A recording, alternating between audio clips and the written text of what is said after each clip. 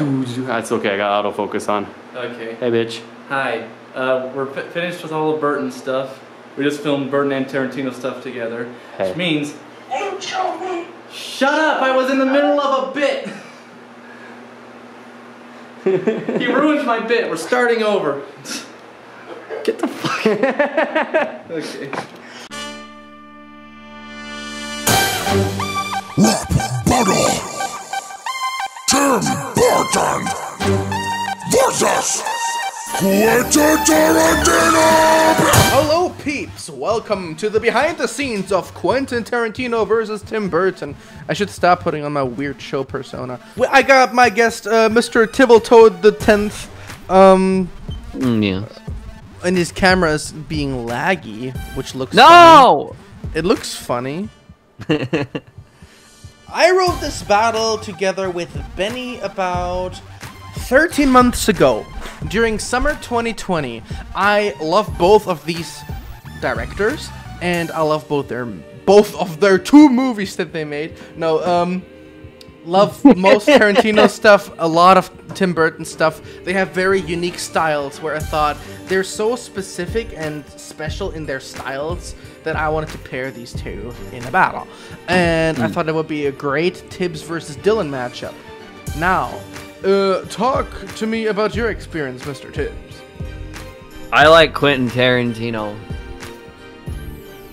Anyways, that was the behind the scenes.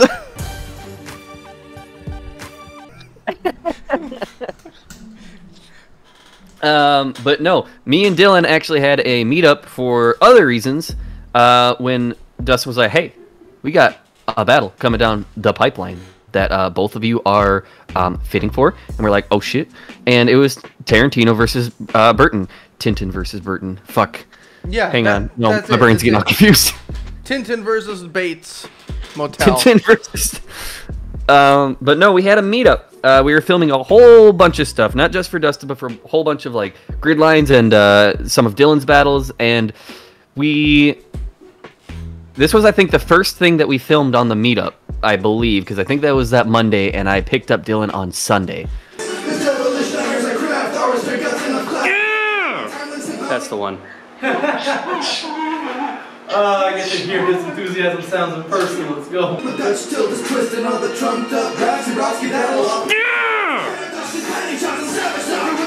We die and sliding dialogue that never gets to the action. Yeah! Yeah! That's what we call money. That's the one! That's the one! Yeah! Yes. And I remember we had to go back in and change because me and Dylan added a part to the costume that Dustin was like, no. So yeah, he had this little, what is it called? The little beer that Soul patch. soul patch. That's like a triangle below the mouth, like a little Bill Cipher hanging on your chin. And I thought, well, Tarantino probably had that, but it like I don't know him as that, and it's like one phase of his life. So that let's remove that. I know Tarantino just looks like Tibbs with painted hair and a different, dress up, but that's what we went for, and I'm happy with how that went. And Dylan looks exactly like Burton because he loves Burton. And Dylan showed me just how many layers of costume he had on, and Minnesota in July. Keep in mind, pretty much every day that Dylan was there, it was in the 90s, 90 degrees. I don't recall exactly where that is on Celsius. It was more in the 90s than Pulp Fiction. Yeah, okay, we need to stop these bars. Crying literally. But every day in Minnesota is in the summer it's incredibly humid, and it was 90 degrees every day. So he's sitting there in like 4 layers of black costuming, like sweating his ass off, and I can see it like live, and I'm like, you want a towel or you want a water? Mine was a little bit easier because I just had a t-shirt and like a blazer on and jeans. Regarding, otherwise, go for it. Go ahead. otherwise, I was just gonna say the shoot went very smooth. Yeah, it's a lot of fun together, right?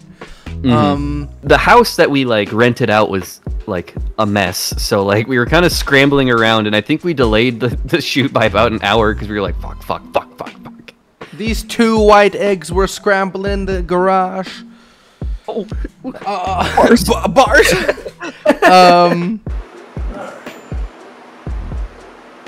think they're launching more fireworks? I guess a lot of people just have a lot of left over. I don't think they're gunshots. No, I think they're fireworks, because even in like, I could tell like back home, a lot of people are still launching fireworks. Weird. Thankfully, not nearly as many as last year, good lord. No matter how much you decide to curse your creativity, but no matter how much you decide to curse your creativity, your own creatures. But no matter how much you decide to curse your creativity, your own creatures. You nailed the words. But no matter how much you decide to curse your creativity. There we go! Una más, una más, una más. Oh yeah. Una más. I feel like Gallagher.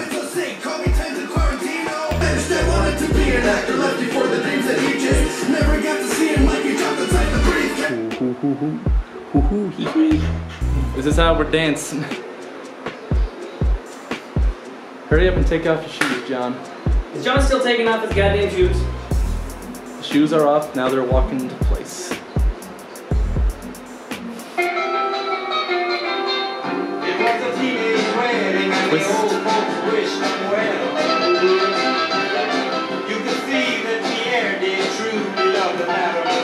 Put some more effort into your twist, man. I don't want to fucking green screen.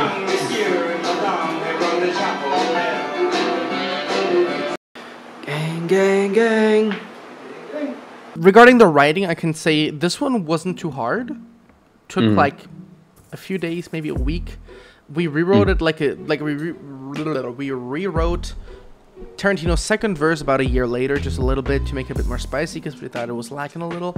But you have this handful of dissable facts about both of those. So you have like 8 to 10 facts that you can mention, and we were like, okay, this line, and then like we had it down.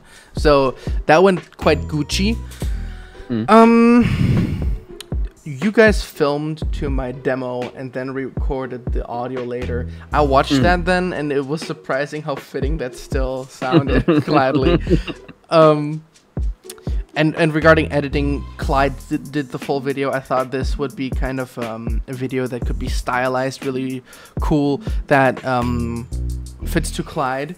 I think this is the closest video that looks like a typical ERB in terms of like simple backgrounds, slow movements, and a lot of interaction of the characters. Rap battle.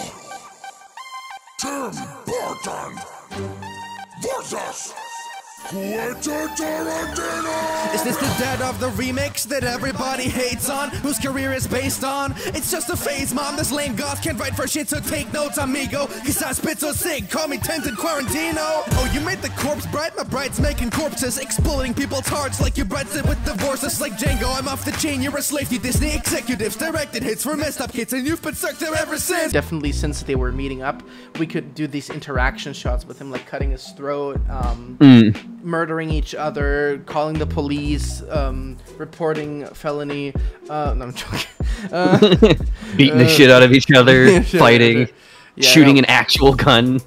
And that's what I think is very special about this specific battle. That's everything to that. I hope you guys enjoyed this battle a lot, and I'll see you in the next episode.